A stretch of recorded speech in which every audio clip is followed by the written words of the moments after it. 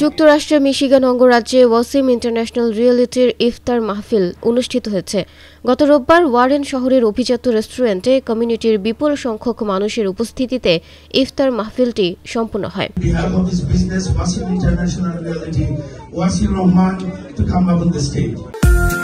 New ইয়র্কের marks home care এখন মিশিগানে।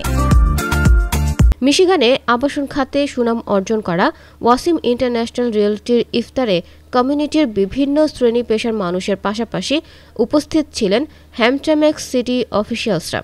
ইফতার আয়োজন করায় আগত অতিথিরা প্রতিষ্ঠানটির সবাইকে ধন্যবাদ জানান। আসসালামু আলাইকুম এভরিওয়ান। আপনারা এনজয় করবার কোনো জিনিস যদি হেল্প লাগে about real estate we are always here. এদিকে বক্তব্যে ইফতারে অংশ নেওয়া সবার প্রতি কৃতজ্ঞতা জানান Shakir Uddin Sadek. Our clients, friends and well-wishers that we are able to grow and serve this community with dedication and integrity.